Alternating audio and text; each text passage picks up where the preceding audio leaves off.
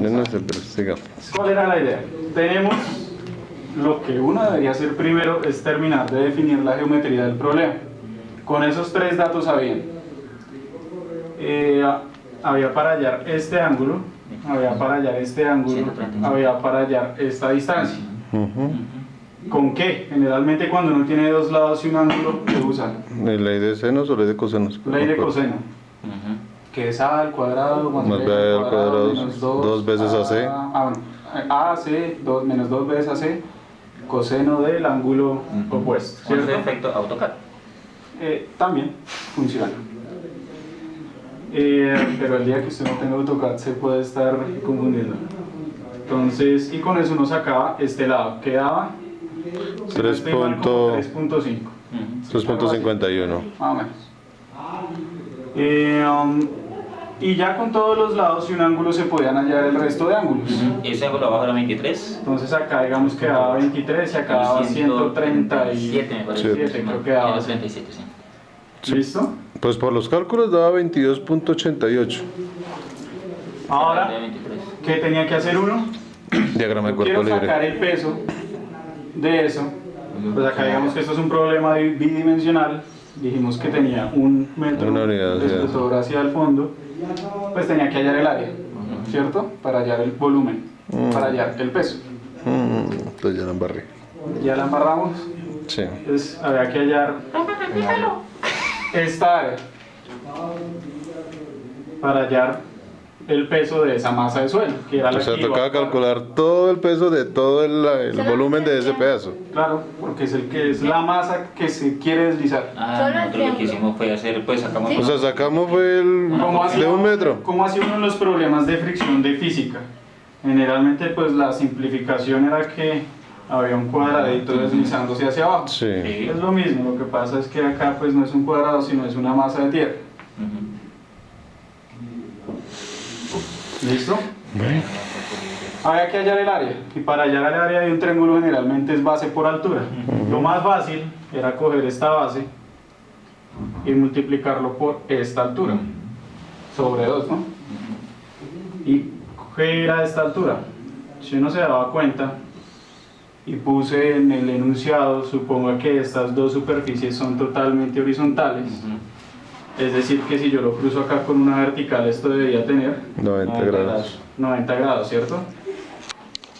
Y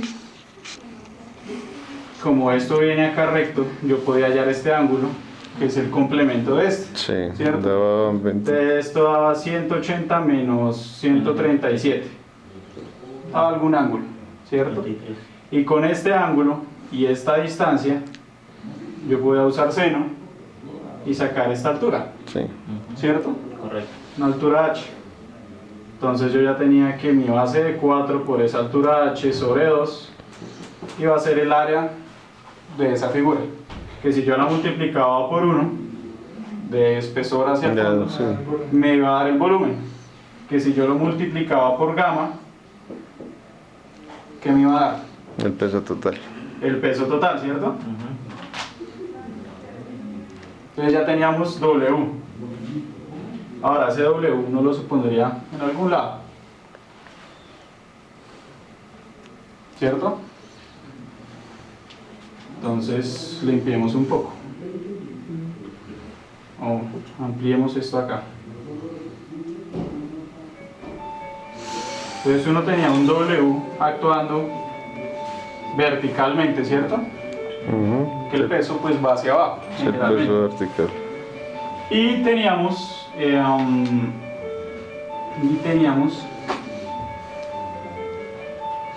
No hay nada, ya que sacamos ese. encontrar Había Dos cosas. El diagrama de cuerpo libre. la componente. Entonces necesitábamos hallar esto, digamos, normal al plano de corte, Sí. ¿cierto? Entonces necesitábamos hallar la componente. Corramos esta flecha bien acá.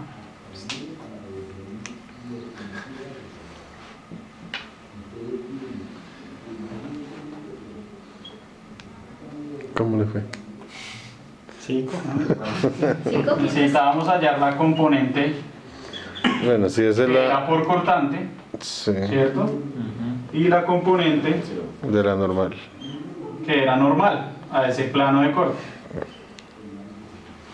Digamos que esto era tau y esta era la normal, ¿cierto?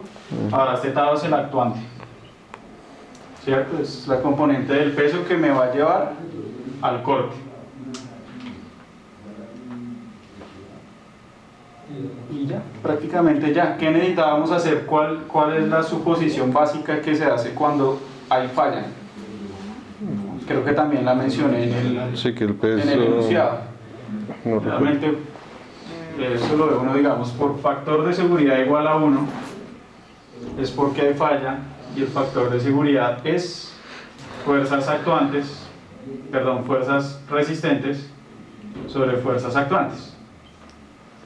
¿Sí? Esto igual, o sea, si lo sabían bien, si no lo sabían, yo les dije que cuando era la falla, las fuerzas resistentes eran iguales a las fuerzas actuantes.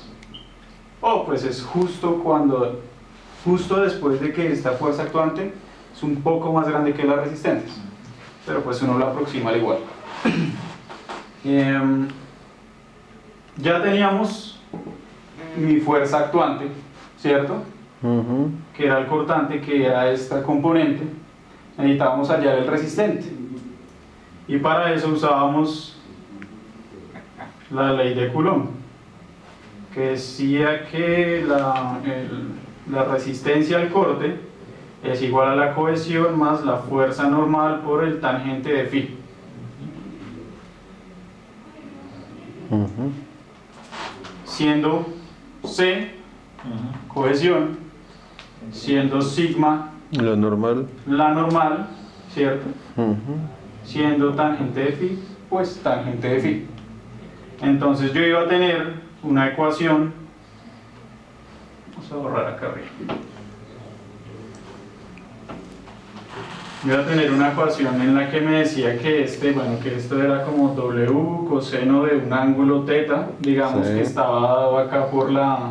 Bueno, ahí es donde la pregunta. Aquí en este lado nos tenía un ángulo 20. Y pues por ángulo interno y ángulos externos, ese también me dio el mismo ángulo. Pero pues Brian me dice que le dio fue el ángulo 22 punto algo. 22 punto algo es este. Que se redondeó a 23. 23 algo. 23. 23.80 y algo les No, daba. pero es que dio Se 20. podía sacar de muchas formas. Si uno sabe, digamos, leyes entre comillas de la geometría, si esto viene paralelo a esto y yo trazo una línea, se supone que este ángulo es este mismo ángulo, Ujú. ¿cierto? No. Claro. Ah, sí, sí. O sea, eso lo extienda, que debería ser igual a este ángulo, ¿cierto? Sí, sí, sí. Entonces, ustedes ya tenían este ángulo por simple geometría. La otra era, ustedes ya tienen este ángulo, pueden sacar este ángulo y saben que la suma de estos tres ángulos debe dar 90, ¿cierto? Por los dos lados se podía sacar. Pero bueno, esto es 20. Entonces, si vamos a tener una ecuación, entonces digamos que esto es 20, que el W coseno de 20 tenía que ser igual, esto eran las fuerzas actuantes, a las fuerzas resistentes, que eran WC920. no mentiras, C más W C920. C9 Bueno, o sea, espera un momentico, profesor. Ahí se reemplaza la normal, de phi. y el cortante, ¿cierto? El actuante, perdón.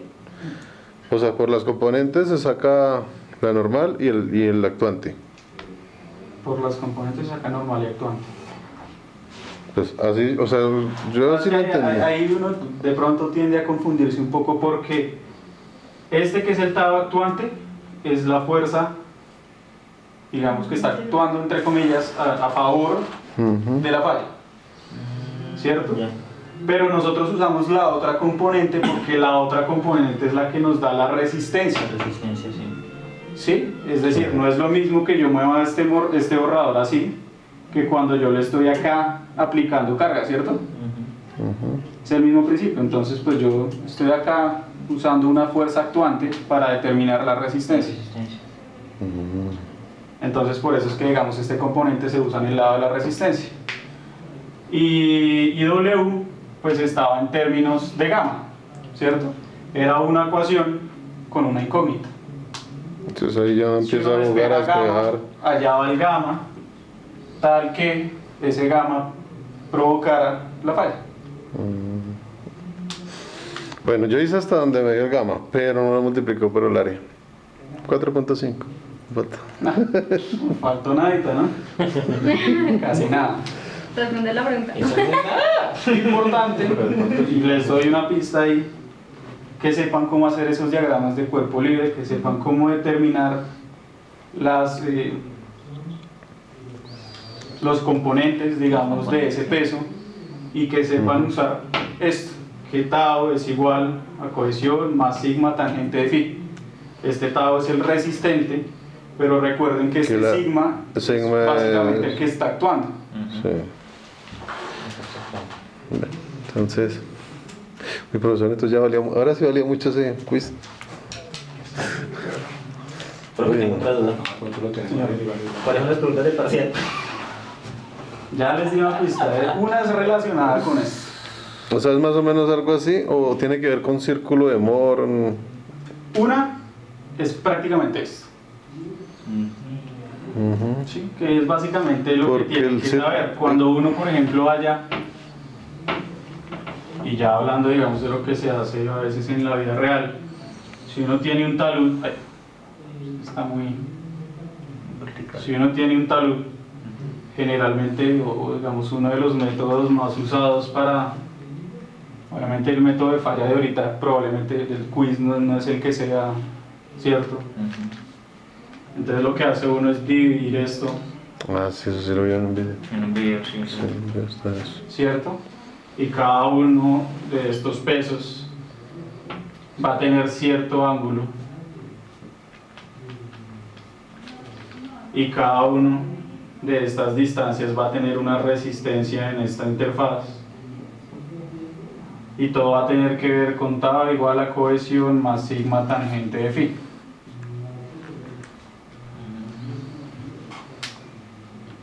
Entonces digamos que esto es un ejemplo muy sencillo de lo que se hace, por ejemplo, en un análisis de estabilidad de taludes.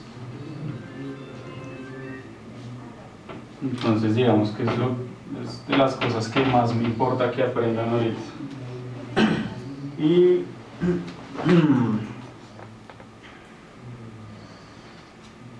Y no nos puede repetir el quiz. Y no, es que valía mucho y ya veo que era.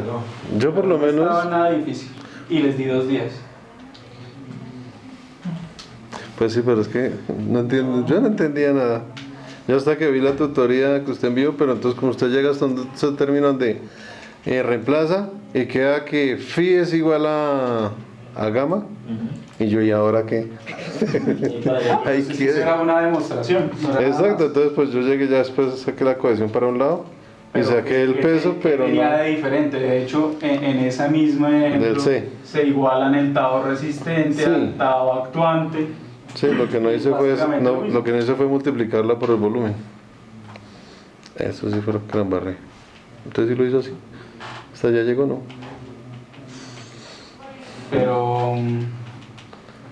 Pero cualquier persona que haya visto fluidos o mecánica o lo que sea debería saber que pues el peso es un gamma por un volumen, por ejemplo. ¿El fluido es mismo eso? Más que la verdad con el profesor. La verdad no.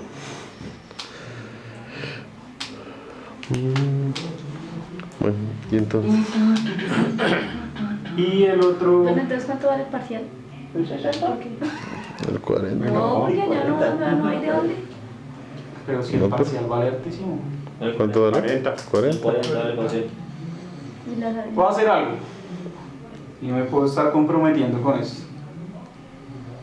A la persona que, y pues obviamente lo voy a hacer con todo, a la persona que le vaya bien en el punto que tiene que ver con esto, en el parcial, le ponemos un bono en el quiz.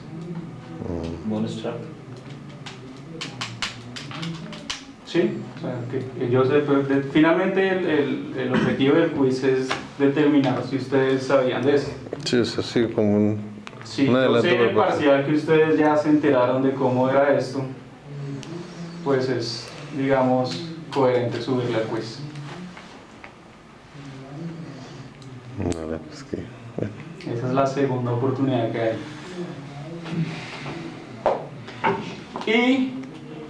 Y bueno, del círculo del Mohr, ¿hay algo en el parcial? O sea, tenemos que aplicarlo. Más o menos. Sí, no, tanto como círculo de Mohr no. No, pero entonces sí, el cuadrito, el cuadrito, Les voy a dar una relación, una ecuación que tiene que ver con el círculo de Mohr. Que básicamente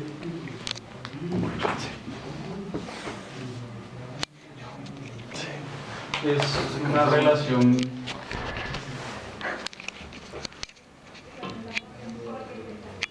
que se da cuando, digamos, se está fallando. Entonces, digamos, es una relación que también se saca geométricamente. Digamos, dividiendo esto sobre esto. Pronto después se los explico bien. Pero les voy a dar una relación que hay en el círculo de Mohr cuando está la falla. Entonces digamos que el círculo de Mohr no se tienen que acordar tanto. Se tienen que acordar y tienen que saber bien la relación que hay entre los esfuerzos verticales y horizontales, que se relacionan con una cana. ¿Y cómo es la formulita? No sé cómo es. Como sumatoria de X y Y, algo así, menos, No. ¿no? Esto es sigma vertical Eso, sigma vertical efectivo menos sigma sobre sigma horizontal efectivo,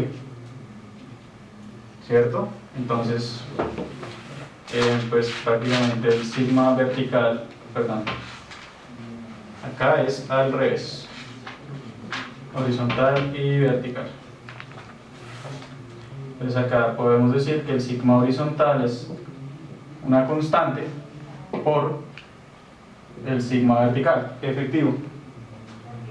Se supone que ya sabemos hallar sigma vertical efectivo, que era cuando nosotros teníamos uno o varios Sí, varios. estratos de tierra, cada uno con un gamma, ¿cierto? Y donde yo decía que si yo quería hallar acá mi esfuerzo vertical, Por la distancia. pues debería simplemente pues debería digamos hacer la suma de cada uno de los pesos, y esto era mi sigma vertical iba a ser a gamma 2 por H2 más gamma 1 H1. Esto en el caso de que fuera seco. Si había agua, Se suma el por. si había agua, yo pues debería sacar el gamma efectivo para el suelo que estuviera sumergido, ¿cierto? Entonces esto se supone que ya lo deberíamos saber determinar. El K generalmente es un valor dado, la verdad no me acuerdo, en el parcial se los doy, y si no pues hay relaciones para sacarlo de acuerdo al tipo de suelo. Eso se ve más en geotecnia. Tenemos entonces cómo sacar sigma horizontal. Importante que se acuerden, por ejemplo, que pues otro nombre que se le da a sigma horizontal y sigma vertical, según círculo de Mohr y las diapositivas, es que el sigma vertical es sigma 1 y horizontal es sigma 3. Y el 2. Bien. Sigma 2 es... ¿El punto de intersección? no. Ah, ¿Sí me entienden? ya. El Z. Tridimensional. Esto es, digamos, es Z, X, Y. Y. Y que no se confundan con una cosa, que me di cuenta que se confundían.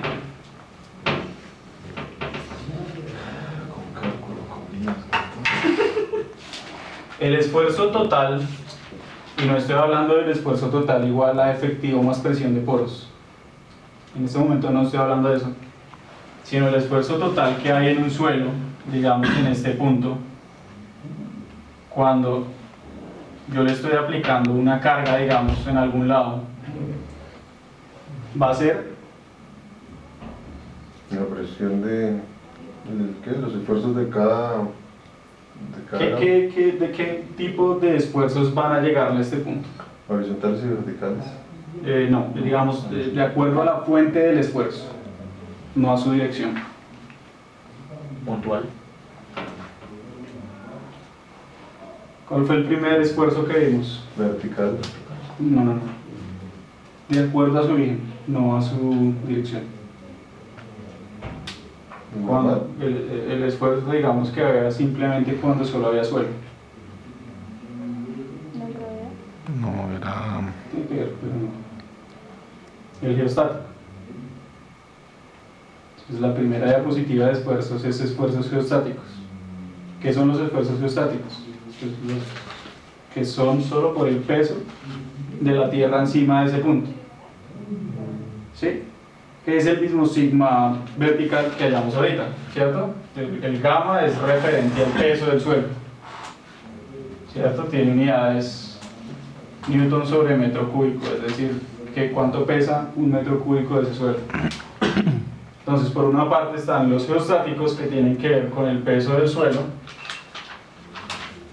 Entonces, digamos, esfuerzos geostáticos.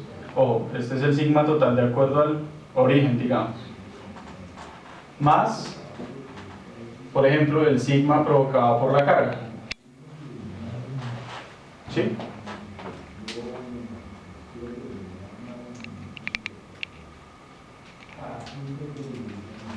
Eso muchas veces no lo tienen tan claro. No, la verdad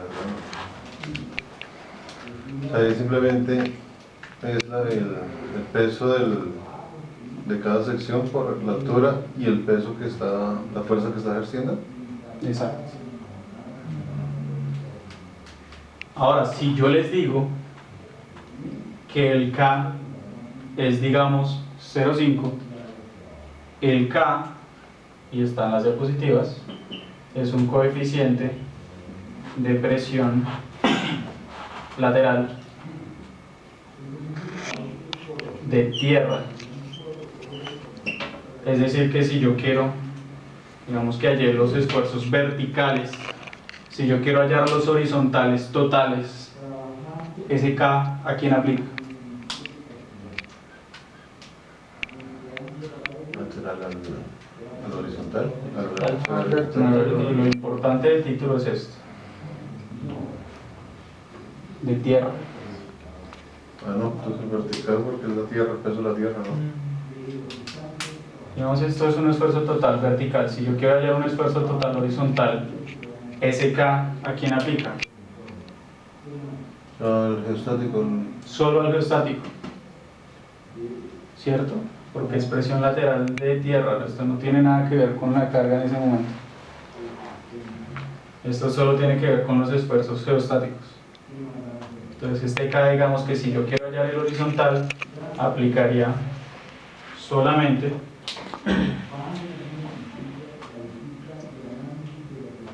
al geostático. Ahora habrá, obviamente, una relación para la carga, pero no va a ser directamente con el K de presión de tierra.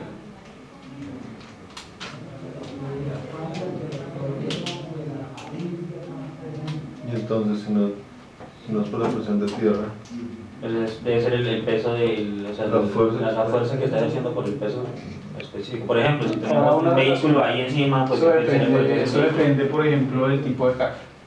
No es lo mismo una carga puntual que una carga distribuida, o que una carga, bueno, depende del tipo de distribución, si es circular o si es distribuida horizontalmente, depende. Por el momento me interesa que sepan, digamos, que este K aplica solo para mis esfuerzos geostáticos cuando quiero hallar los horizontales. para los verticales no aplica. No, ojo, está confundiendo las dos vainas. Yo estoy acá usando los verticales para hallar los horizontales. con esta relación. A lo que me refiero es que este K se usa para los estáticos y no Para las de para la carga. de carga, que es adicional.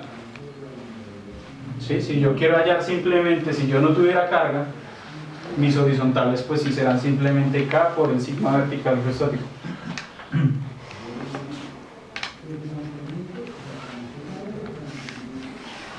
¿Listo?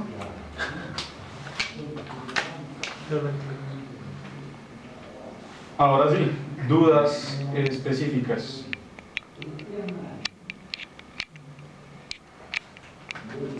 Mira la verdad, sí, el círculo de Moore. Sí. Sí, bueno. Entonces voy a dar una explicación acá.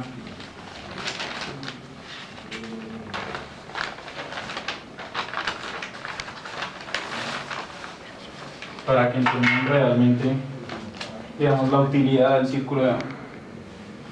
Yo siempre... Hay un video buenísimo y me gusta explicarlo igual de un profesor de una universidad de Estados Unidos. Y es, ustedes hagan de cuenta que ustedes tienen un cohete.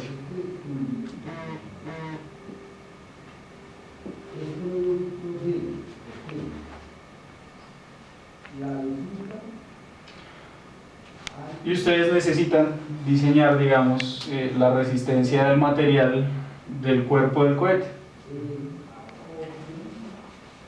¿Qué hace un cohete? Pues, en principio va para arriba, ¿cierto? Entonces, pero tiene un impulso. Entonces, ¿qué va a actuar? Va a actuar, por ejemplo, el peso del cohete hacia abajo. Correcto. Va a actuar cierta fuerza acá de empuje que da pues, el cohete en sí. Bueno, es que este es un empuje. Pero un cohete, pues generalmente no solo va solo para arriba. Si fuera para arriba llegaría, quién sabe a dónde. Y la misma- Entonces también tiene que coger para los lados y para eso son los alerones, ¿cierto? Entonces eventualmente va a haber alguna fuerza acá que vaya de lado.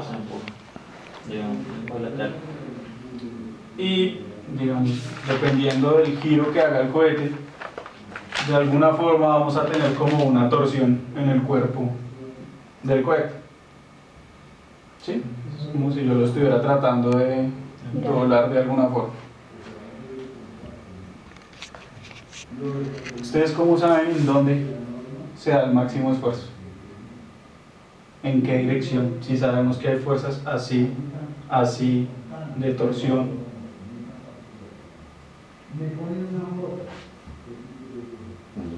¿Cómo haría uno para definir, listo, tengo que reforzar más en esta dirección que en esta? ¿Cuál es la resistencia? De hecho, eso se explica en principio, se debe explicar en mecánica de materiales, el círculo de Moore.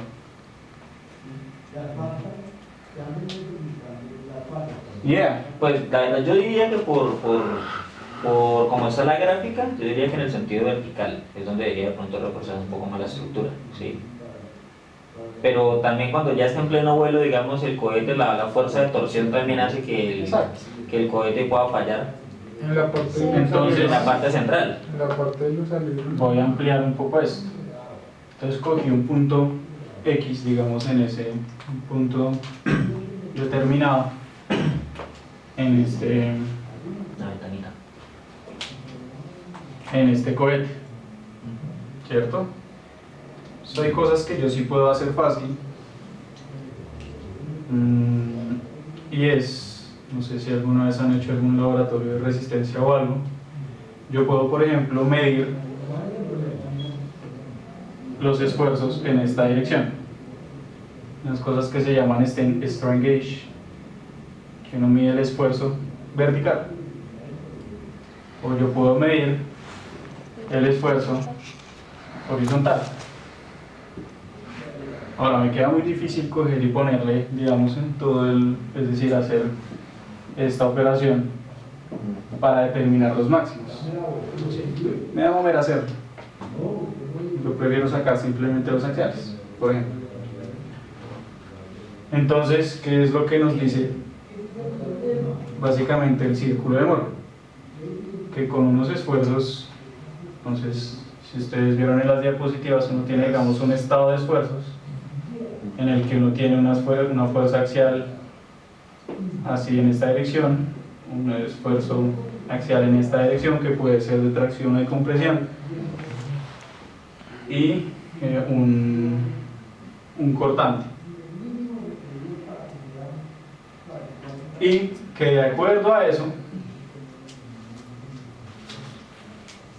yo puedo dibujar un círculo de Moore, ¿cierto? Entonces me dan una relación para el radio del círculo de Moore y una relación para el centro del círculo de Moore que depende de sigma 1, de sigma 3 y de este cortante, ¿cierto? Esas formulitas están en las diapositivas. De acuerdo a eso, entonces nos da un centro en algún lado y nos da un radio, ¿cierto? Y de acuerdo a eso, teniendo centro y radio, uno puede trazar un círculo. Ahora, ¿qué nos dice ese círculo? Ahora, ya sabemos que tiene un radio. Nos va a decir prácticamente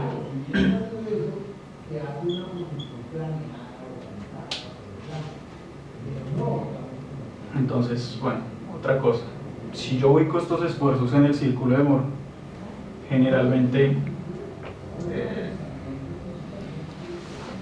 hagamos este ejercicio. Si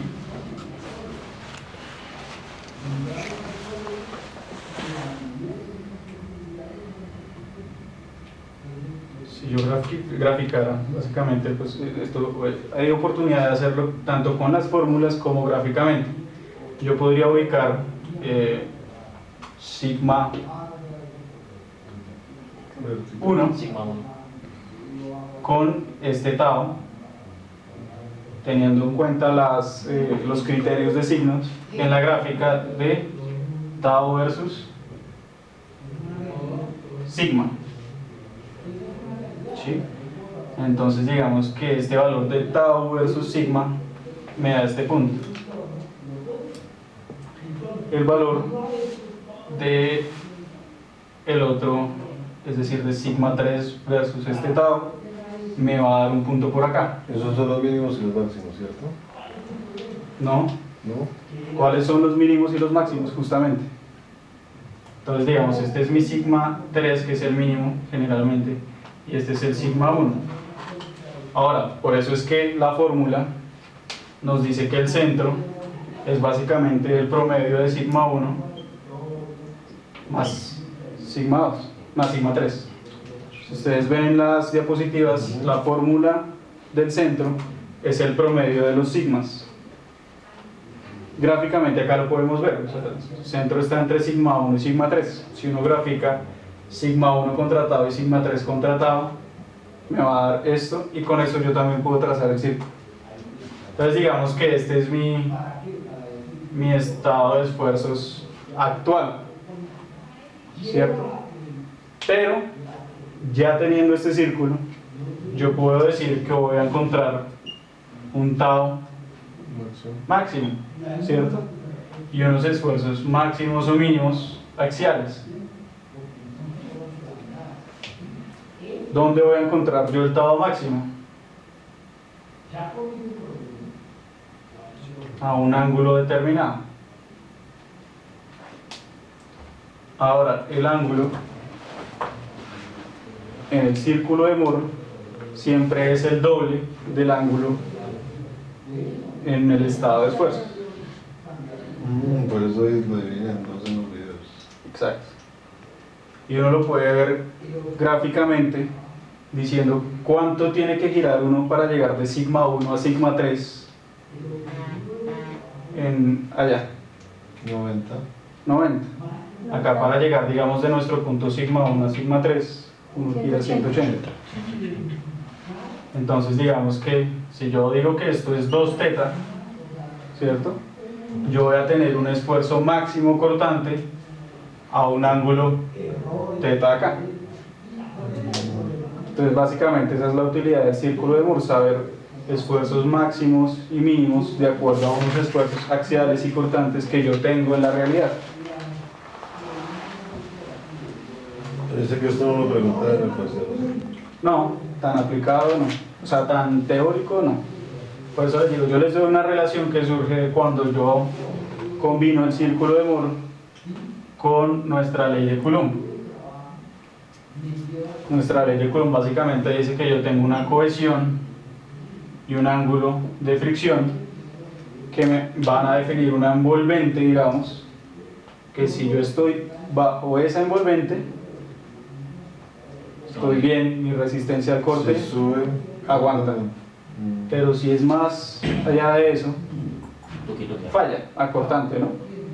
Entonces gráficamente uno puede ver, por ejemplo, que uno nunca, o sea, generalmente no va a fallar por el máximo, sino que un esfuerzo tal que yo rozo por esta parte del círculo